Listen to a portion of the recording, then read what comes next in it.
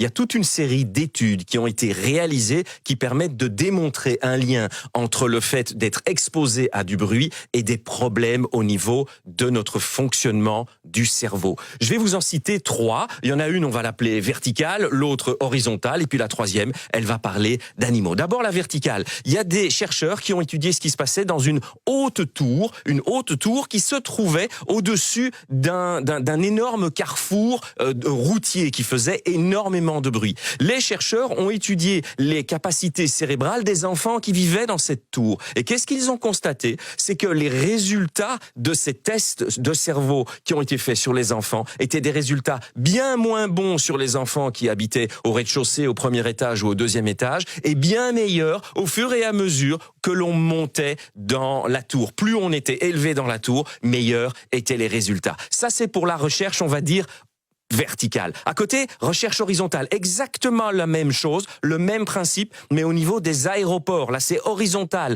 D'autres chercheurs ont constaté que plus vous habitez près d'un aéroport, plus vous risquez d'avoir des difficultés à avoir de bons résultats dans des tests cérébraux par rapport à des gens qui habitent plus loin des aéroports. Ceci étant dit, il peut y avoir un biais à ces recherches en se disant peut-être que les gens qui sont les plus instruits vont peut-être justement habiter plus loin des aéroports. D'où la troisième recherche. La troisième recherche, elle se base sur des animaux. Je vous ai pas entendu, Charlotte. Ou la pollution de l'air. La pollution de l'air peut être due au carrefour ou due à la fréquentation de... Absolument. Vous avez raison. Ceci étant dit, pour éviter les biais, il y a d'autres chercheurs qui se sont intéressés à des animaux. Les animaux en question, ce sont des oiseaux. Contrairement à ce que certains pensent, les oiseaux sont très intelligents et on peut apprendre plein de choses à des oiseaux en leur donnant des récompenses, énormément d'apprentissage. Eh bien, il y a des chercheurs, en l'occurrence des chercheurs australiens, qui ont mené des expériences avec des oiseaux,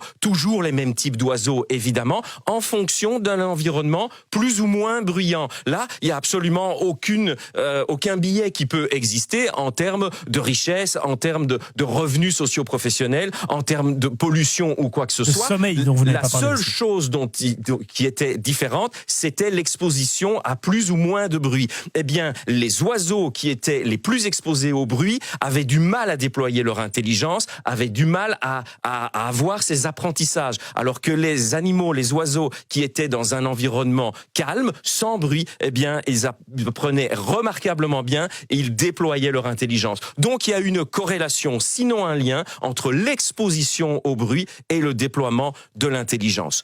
Ceci étant dit, il y a évidemment d'autres éléments. Vous avez raison, Adrien, le sommeil est très important. Pour une raison, c'est laquelle? C'est que quand on veut s'endormir, on peut fermer les yeux, mais on ne peut pas fermer ses oreilles. Donc même si nous dormons, nous pouvons nous endormir. Le corps va s'adapter dans un environnement. On va vraiment dormir. En revanche, nos oreilles étant toujours en éveil, en tout cas en partie en éveil, ils vont annoncer à notre corps qu'il y a du stress, que l'environnement est stressant. Et donc on va avoir des hormones de stress. Et on va avoir tellement d'hormones de stress que l'Organisation mondiale de la santé a révélé que si on a le sommeil perturbé à cause du bruit, on a une augmentation de risque d'attraper des maladies cardiovasculaires et on a une énorme augmentation de risque de faire baisser ses défenses immunitaires. Et faire baisser ses défenses immunitaires, qu'est-ce que ça veut dire? Ça veut dire augmenter les risques aussi de cancer. Donc attention de ce côté-là, le bruit est un de nos principaux ennemis. Ceci dit, il faut aussi être un peu orienté solution. Alors, quelle peut être la solution?